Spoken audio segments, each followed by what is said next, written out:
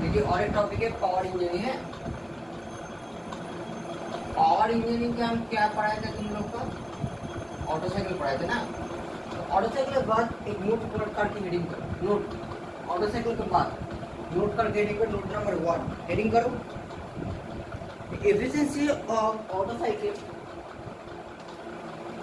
जो एफिशिएंसी होता है वो डिपेंड कौन सा ऊपर डिपेंड होता है ना, efficiency of auto cycle depend upon, किसका ऊपर डिपेंड होता है, याद रखना। बोलो किसका ऊपर डिपेंड होता है, उसका compression ratio, compression that is R के ऊपर डिपेंड होता है। एफिशिएंसी किसका ऊपर डिपेंड होता है, आर के ऊपर डिपेंड होता है। बहुत इंपॉर्टेंट लाइन है, एसएससी जेईई जूनियर इंजीनियर में बहुत कुछ रिपीट आता है। इसका कौन सा ऊपर डिपेंड आता है, एफिशिएंसी ना, एफिशिएंसी डिपेंड रहता है कंप्रेशन रेशियो पर। Number 2 compression ratio is equal to, compression ratio denote करते हैं R. R is equal to actually क्या होता है, total cylinder volume by clearance volume. क्या होता है, टोटल सिलिंड्रिकल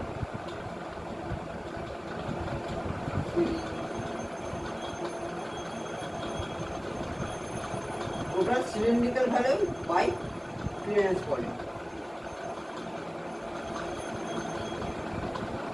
ओके, क्या होता है, total cylindrical volume by clearance volume. अच्छा, टोटल सिलिंड्रिकल वॉल्यूम क्या होता है, टोटल सिलिंड्रिकल वॉल्यूम होता है क्लियरेंस वॉल्यूम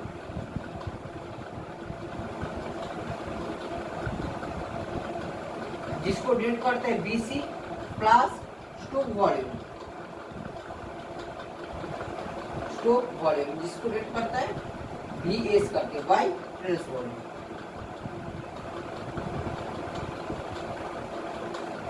आगे ना, तो इसके बाद क्या लिखेंगे, इसके बाद लिखेंगे BC plus BS by BC. BC BC काट देगा तो क्या आएगा, 1 प्लस बीसी बाई बीएस। तो याद रखना एक फॉर्मूला है, कंप्रेशन का फॉर्मूला क्या है, BC plus BS by BC is equal to 1 plus BC by BS. Okay, that is called BS stroke volume. Stroke volume का फॉर्मूला भी आता है तुम लोग के लिए, स्टोक वॉल्यूम।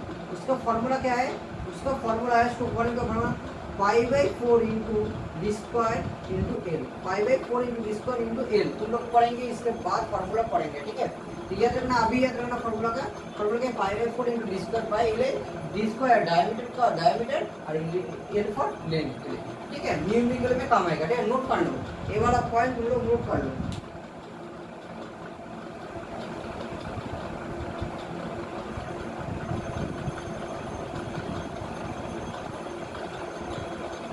हो गया ना। नंबर 3, अच्छा क्या होता है, ऑटो साइकिल में 4 प्रोसेस है।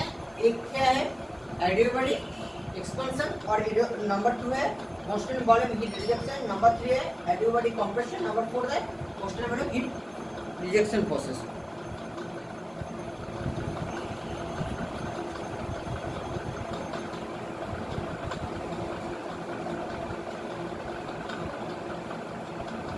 ठीक है, तो उसके बाद क्या करेंगे, उसके बाद एक रिलेशनशिप आएगा। रिलेशनशिप किसके तरफ से आएगा, सिर्फ एडियाबैटिक प्रोसेस के लिए। दैट मीन 1 to 2 एडियाबैटिक है और कौन सा है 3 to 4 है एडियाबैटिक। ये है एडियाबैटिक एक्सपेंशन, ये है एडियाबैटिक कंप्रेशन के लिए। ठीक है, तो एक प्रेशर और टेम्परेचर पे रिलेशनशिप आएगा जो तुम लोग पढ़े थे 3rd सेमेस्टर में, और आएगा वॉल्यूम एंड प्रेशर के लिए। ठीक है, वॉल्यूम और प्रेशर है, टेम्परेचर और प्रेशर के लिए फॉर्मूला आएगा। ठीक है, तो इसका फॉर्मूला है P से T का फॉर्मूला है P1 by P2 is equal to T1 by T2 is equal to है gamma minus 1 by gamma. Formula क्या है, P1 by P2 is equal to T1 by T2 is equal to है gamma minus 1 by gamma. Sorry, एक चीज गलत किया है, T इधर होगा। ठीक है, और T वाला इधर होगा।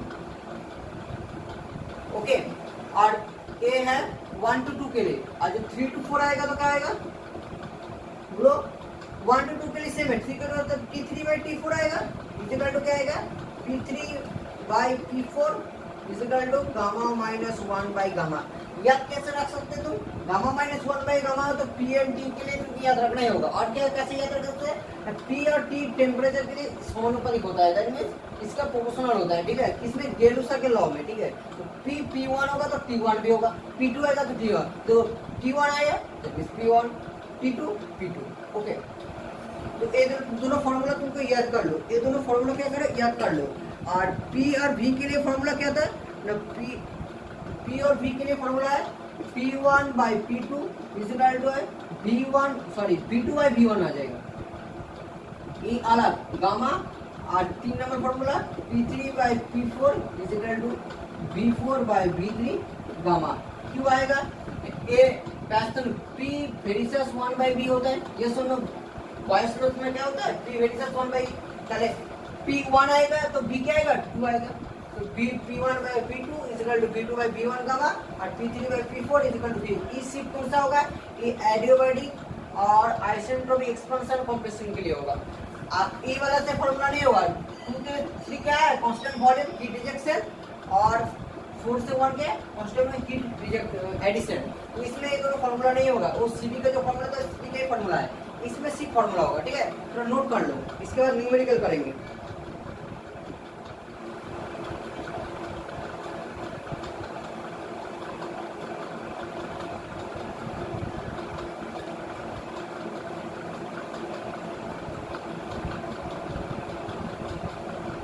हो गया ना,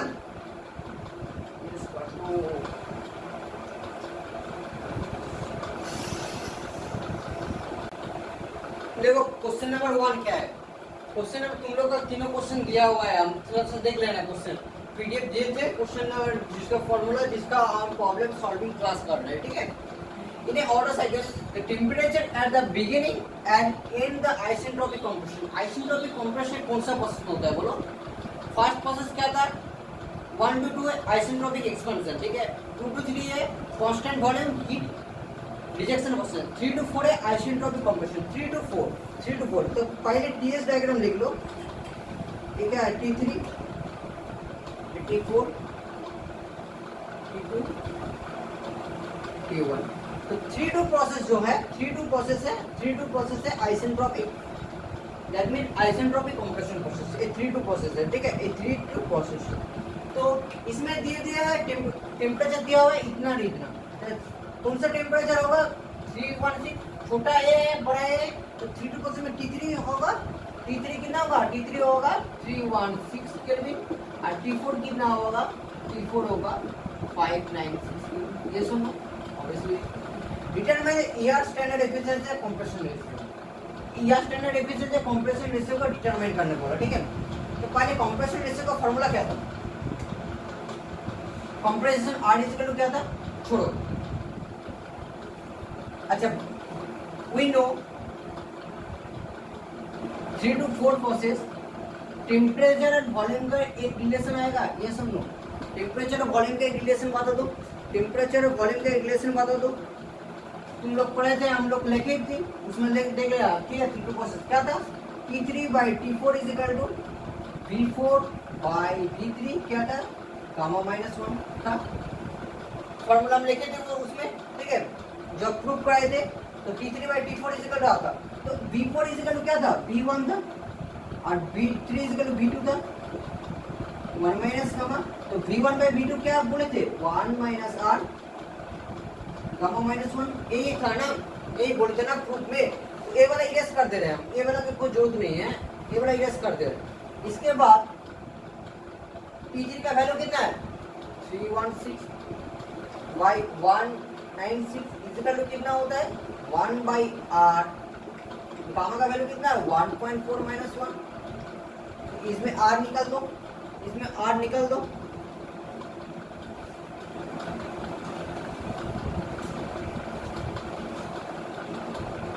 R निकाल दो, R निकाल में कितना आएगा थोड़ा सा निकाल दो, ये वाला पार्ट से कैलकुलेटर से निकाल दो, R का वैल्यू आएगा 4.885, 4.885 R का वैल्यू आ जाएगा, मतलब कंप्रेशन रेशियो निकल गया।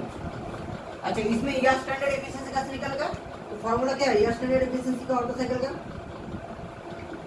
1 minus 1 to the power r to the power gamma minus 1 1 minus 1 by r का वैल्यू कितना है 8.885 गामा का वैल्यू क्या है 1.4 माइनस 1 इसको कैलकुलेट से निकाल लो 1 से माइनस कर दो देखो कितना आएगा कितना आ रहा है 0.47 आ रहा है देखो कितना आ रहा है 0.47 दैट मींस 47% होगा एफिशिएंसी और कंप्रेशन रेशियो होगा 4.885 नोट कर लो ठीक है नोट कर लो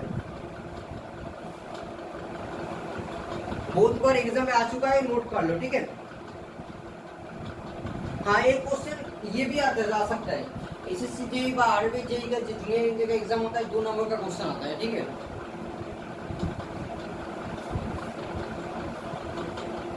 हो गया ना नहीं होगा तो स्क्रीनशॉट ले लो स्क्रीनशॉट लेके पढ़ो ठीक है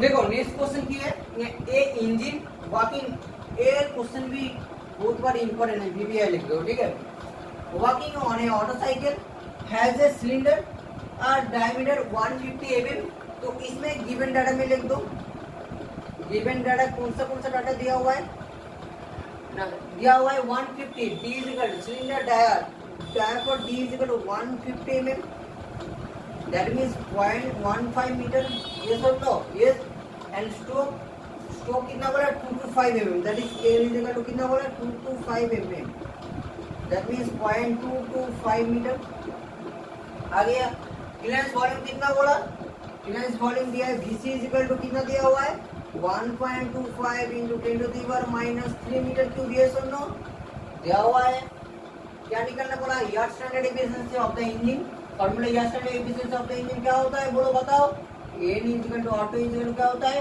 1 minus 1 by r to the power gamma minus 1 होता है फाइंड क्या निकलना होगा हमको r निकलने बोला r कैसे निकलेंगे r equal to compression ratio बता दो कंप्रेशन रेशियो का फॉर्मूला क्या होता है bc plus bc by bc होता है that means 1 plus bc by bs होता है ये सुन लो हमको तो bc मालूम है तो bs कैसे निकलेंगे हम देखो नोट नंबर 1 2 पे एक फार्मूला बोला था bs इक्वल क्या बोला था pi by 4 into d square into l बोला था तो pi by 4 into d square into l में कैलकुलेट कर दो pi by 4 d square का कितना वैल्यू है d square means 1.15 का होल स्क्वायर l का कितना वैल्यू है l का वैल्यू है 0.225 कैलकुलेशन करो कितना आ रहा है देखो कैलकुलेशन करके जल्दी करो कैलकुलेशन कितना आ रहा है बोलो बताओ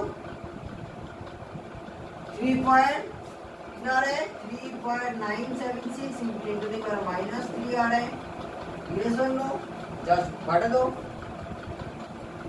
1 plus bc का वैल्यू क्या 1.25 into the power minus 3 और ds का वैल्यू है 3.976 into the power minus 3 into the power minus 3 into the power minus 3 काट जाएगा कितना वैल्यू आ रहा है देखो 1 प्लस वो वाला से कैलकुलेट कर दो कैलकुलेट है तो कैलकुलेट करने से कैलकुलेट कर दो कितना आ रहा है बोलो 4.18 आ रहा है देखो कितना आ रहा है 4.18 तो कंप्रेशन रेशियो कितना आ रहा है r इक्वल टू 4.18 निकाल दो एफिशिएंसी कितना होगा ठीक है इरेज कर दे ये वाला पार्ट इरेज कर दो निकाल दो कितना ऑटो इक्वल टू कितना होगा 1 minus 1 into the power 4.18 1.4 minus 1 calculate करो देखो कितना आ रहा है कितना आ रहा है 0.436 आ रहा है ना कितना आ रहा है 0.436 that means 43.6% answer easy question था क्वेश्चन बहुत इजी था थोड़ा नोट कर लो क्वेश्चन इजी था ठीक है नोट कर लो नोट करो यस कर दे रहे ठीक है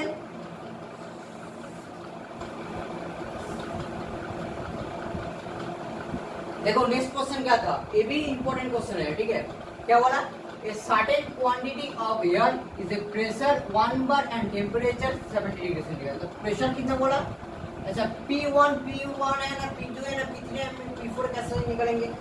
लाइन पढ़ लो, is compress reversible and adiabatic. अच्छा कॉम्प्रेस मतलब कंप्रेशन, कंप्रेशन कौन सा प्रोसेस में होता है? 3 to 4 process. That means P3 is equal to 1 bar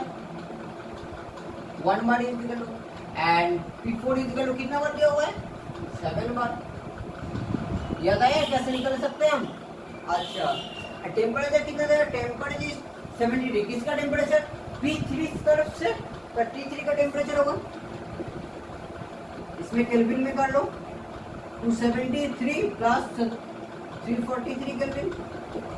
देख लो सही है ना नहीं है। और क्या बोला बता दो, और क्या बोला? और तो कुछ नहीं बोला अभी। अच्छा और बोला 460 किलोजूल इज हीटेड पर KG of now heated constant volume. अच्छा 4 किलोजूल कौन सा प्रोसेस में होगा? हीटेड बोला हुआ है, रिजेक्शन नहीं बोला, हीट एडिशन हो रहा है। दैट मींस 4 to 1 4 किलोजूल क्या होगा? निकल क्या सकते हैं? पहले का क्वेश्चन है determine the compression ratio of the engine, R निकालना। पहले का क्वेश्चन क्या निकलना? आर निकालना है। तो P3 T3 से कैसे निकलेंगे? एक बात बताओ, P के साथ R इक्वल क्या होता है? R इक्वल होता है V2 by V1 equal to V3 by V4 होता है ना। तो हम P के साथ V का रिलेशन निकाल सकते हैं। बता दो, प्रोसेस 3 to 4 क्या है? P3 by P4 equal to V4 by V1 prototype gamma. ये रिलेशन था। P3 होगा तो इसमें V4 हो जाएगा, हम पहले बार बोला था। तो एक चीज बता दो, हम एक काम किया V4 by V1 equal to, अच्छा V4 by V1 equal to क्या होता है? बोलो V4 by V1 V3 by V2।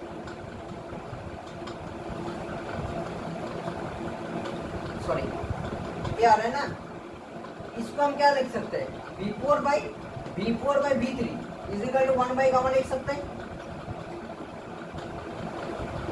1 by R लिख सकते हैं। V4 by V3 equal to 1 by R। तो V4 by V3 equal to हम बोल सकते हैं P3 by P4 1 by gamma. 1 by R equal to हम बोल सकते हैं P3 का वैल्यू कितना है? 1 by 7 इक्वल टू 1 by 1.4। इसको कैलकुलेशन कर दो। R इक्वल टू देखो किससे निकलेंगे? R इक्वल टू निकलेगा, देखो इसको कैलकुलेशन करो, कैलकुलेटर है तो तुम्हारे पास, कैलकुलेटर से करो तो 3.97 आ रहा है। कितना आ रहा है? इसको कैलकुलेशन करो तो 1 बाई कर दो, ठीक है 3.97 आएगा। R equal to compression ratio कितना आएगा? 3.97। ये R है, गामा नहीं है। R इक्वल टू कितना है? 3.97। फर्स्ट पे question answer is complete. Second क्या बोला? सेकंड बोला temperature at the end of compression. Temperature at the end of compression मतलब T4 का निकल सकते हैं। एट ऑफ कंप्रेशन मतलब T4 निकलना होगा। तो टेम्परेचर प्रेशर का रिलेशन निकल सकते तो हो जाएगा। अगर हमको प्रेशर दोनों का मालूम है, टेम्परेचर मालूम है, तो T4 निकल जाएगा ना, कोई बात नहीं। वही काम करेंगे। तो इसके बाद क्या करेंगे?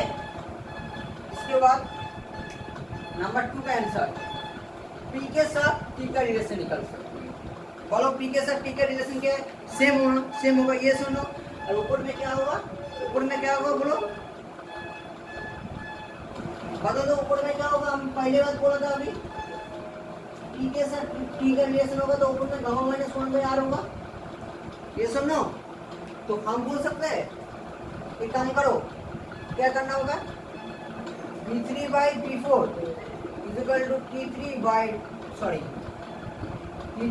T4 equal to P3 by P4 whole to the power gamma minus 1 by gamma. P3 कितना है? 343।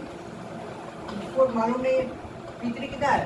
1 by 7 गामा 1.4 माइनस 1 बाई 1.4। हाथ में कैलकुलेटर है तो सब चीज मालूम है। अननोन है T4, यहाँ पे T4 निकल सकते हैं। तू निकालो कैलकुलेटर से, कितना आ रहा है बोलो? T4 का वैल्यू कितना आ रहा है? 604 आ रहा है। 604 आ रहा है, 604 केल्विन। T4 निकल गया। लास्ट क्वेश्चन में क्या है, T1 निकलना होगा ना। लास्ट क्वेश्चन का फॉर्मूला क्या है, टी रेडिएशन का फॉर्मूला क्या है, 3 नंबर Q4,1 इज इक्वल किया था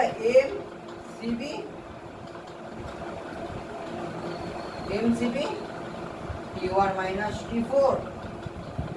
4 को 460 दिया हुआ है, M is equal to 1, CB is 0.171, T1 का वैल्यू मालूम नहीं है, T4 का वैल्यू कितना है 604। तो कोई अननोन है, T1 अननोन है, तो पहले काम करो, T1 माइनस 604 इज इक्वल क्या कर दो 460 बाई 7.177 कर दो। इसमें T1 का वैल्यू इसमें 460 बाई 0.707 और इसमें उसमें प्लस कर दो। देखो कैसे निकल रहा है, कितना आ रहा है, देखो कैलकुलेट करके 1154 आ रहे हैं ना, 1154 12 आ रहे हैं सर, 1254 केल्विन आ रहे हैं, ऐसा कुछ आ रहा है 1254। ठीक है, तो आज का क्लास में इसमें खत्म हो गया। इसके बाद नेक्स्ट टॉपिक हम स्टार्ट करेंगे डीजल इंजन का। Okay, thank you.